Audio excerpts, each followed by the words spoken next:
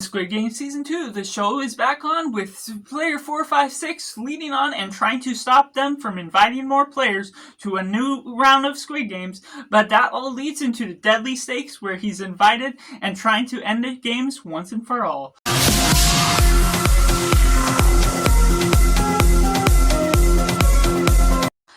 Welcome Cinema, where we focus on a film. I'm Josh, this is Simply Cinema. Let me know down in the comments below what you thought of Squid Game Season 2. I also have a review for Season 1 and will be leading on to Season 3 once I get a chance to watch it. So make sure to like this video if you enjoy it. Let me know all your thoughts on the show and let's get into it in the positive. This is a show that really sustains the nature of where it is leading forward and picking up where it ended off in the cliffhanger 2 years after the events of Squid Game Season 1. There goes about an innovative way of crafting this new story, having a detective mystery subplot, trying to find the island of the Squid Games, finding new returning characters to where we're going on, and introducing a new cast, especially leading on to when we're going on to the Squid Games. There's still the element and love for the Squid Games as a whole. The entertainment and drama, the stakes, are all still evident and there,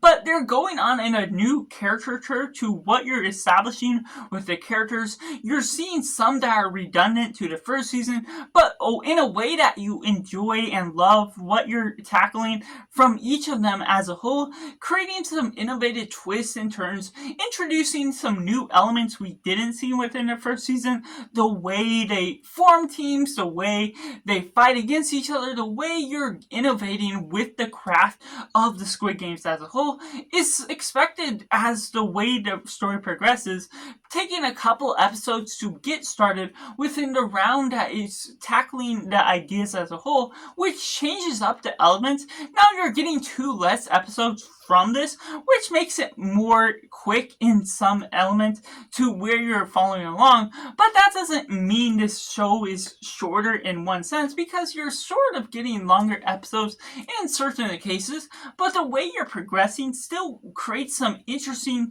new dynamics to the characters as a whole. One that's transgender, one that is having a baby, one that's going about doing all this mother-son relationship sort of matters. So the stakes are obviously there with the clear-cut ideas of how you're connecting to these characters. A well-written story that follows the same writer, the same director as Season 1, building upon some momentum to the plot that's progressing forward as a whole, seeing some inside look at some of the manager's room, what's going on with the manager, who he chooses to do, as what all is evolving from the script as a whole. There's different character relationships that connect through friends, the teammates, that's all evolving as a whole. And you're also, outside of the red light, green light, going into a few new games that are all building up the stakes and changing what is expected, because with player 456 returning to the scene, you're expecting some of the things to play about in the same game. But when that changes going into game 2, it creates a new round of entertainment, not making everything the same, everything to flow out in a similar manner. You're creating some new innovative ways of changing the set design, which, by the way, still look wonderful by the immersive scale of how big everything can be, how immersive and real something can feel as a whole, which creates this setup that really builds and progresses this story forward in a way that still will lead on to a Season 3. It ends at a cliffhanger that builds into where we're headed as a whole, that still creates all the great surprises that I wasn't as big into expecting what we would get out of a second season to this show. Like I mentioned within my review for Season 1, it wasn't a show that I felt needed another season, but going into it, I understand the stakes that are all beheld for the circumstances that are all leading on. You're getting these nice, funny, and quirky moments within Thanos, that character especially, certain ideas where this guy has led people into persuading them into buying Bitcoin, but not selling out too quickly. So that all leads into something that's big and expected, with the characters that are all owing different levels of expectation to each other, that you're understanding the circumstances, why people want revenge, why people are in debt, why people are just going about within their business. That creates an element of emotional resonance and relationship to these characters, that you're ultimately understanding the formula this story is crafting. Even though you're following along with some of the similar ideas, it still manages to create some surprising new elements as a whole. And going into mixed elements, where I talk about those subjective elements that could work for one person or the next, the way you're going about this show can be redundant in the way it's circumstancing all the games as a whole. It may create some innovative new games, but it also follows along with the initial Squid Games, and the circumstance to this being another season can be something where I felt like season 1 closed off nicely and could have stopped there, not needing another season, not needing a third season for that matter either. So the way you're going about the show, you're getting 2 less episodes, which doesn't necessarily feel like it's as deserving, and already taking a peek at season 3, you're only getting 6 episodes, which almost felt like it's something where it could have been a part 1 and part 2, and ending off this show, it doesn't fully conclude in the way you're going around with this second set of games, making it feel like, even though it's not a big deal, this should have been a part 1 of season 2,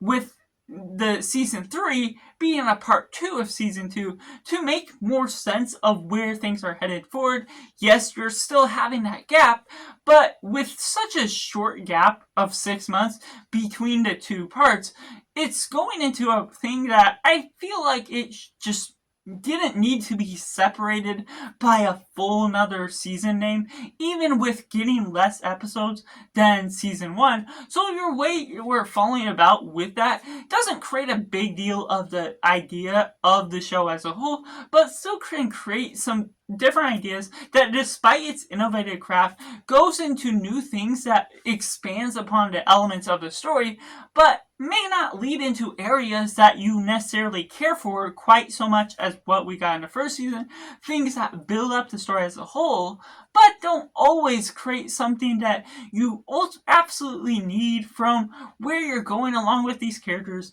You're building up a redundancy to what you're tackling, certain things where you're expecting everything to flow about as it does. The predictability route is higher than what we got out of season 1, that you're leading on to knowing who survives, who doesn't, and while it may change the game and keep you up to date with the surprises that are still unfolding just like we got before,